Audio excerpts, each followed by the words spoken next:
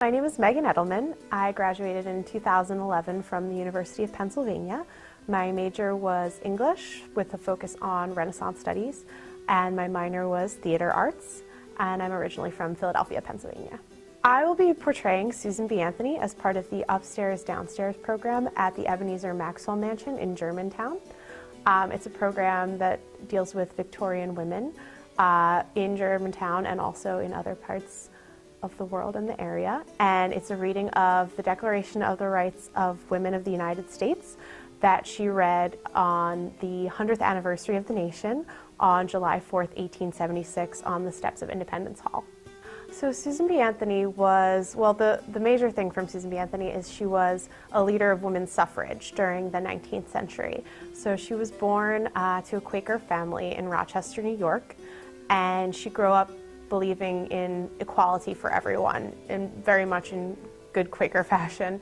And after attending some rallies and seeing kind of the injustice in the gender inequality in the world, she decided to devote her life to what she called the cause, which was getting women's suffrage to become a real thing in this world. So that basically started in the 1840s when she was in her 30s, and until she died in 1906, she dedicated her life, her time, her money, her friends' lives, anything she could to what she called the cause. The best part of playing Susan B. Anthony is really, it's just so many things, because she's such a wonderful woman who believed so strongly in equality, and she had such an honest, dedicated platform, and she wasn't just doing it for herself, she was doing it for all women in this country and for all times. And she knew that she would not see the vote in her day toward the end of her life, but she was going to persevere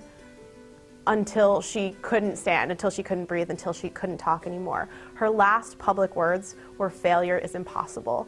And to play her and portray her giving one of her most famous speeches is truly an honor, because I am one of the daughters of Susan B. Anthony, and her legacy still lives on, and to be able to project that is something that I've never had before, and I can't wait to do and continue, because she preaches such a strong message, and I'd like to be a part of that message through the centuries as well.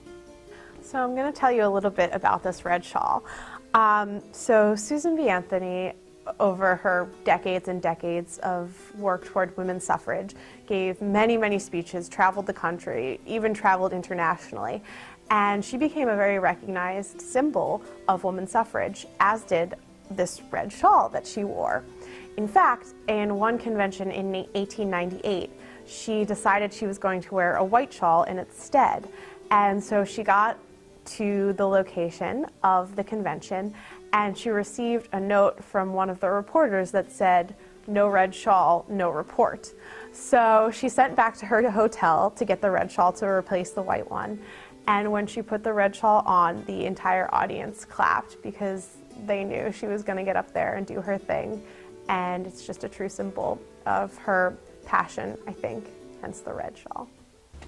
A reenactment of the Declaration of Rights of the Women of the United States, as recited by Susan B. Anthony on the steps of Independence Hall, July 4th, 1876.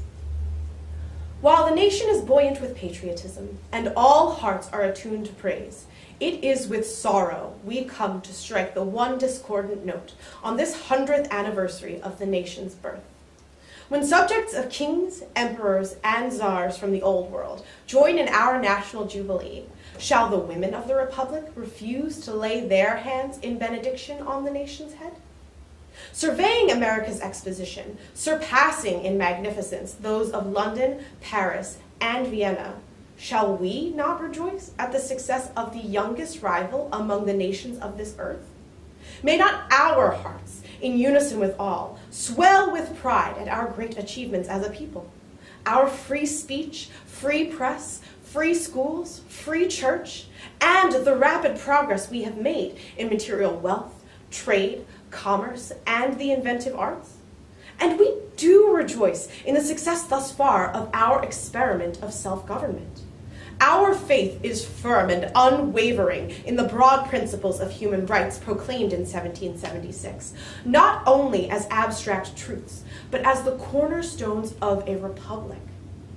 Yet, We cannot forget, even in this glad hour, that while all men of every race and clime and condition have been invested with the full rights of citizenship under our hospitable flag, all women still suffer the degradation of disfranchisement.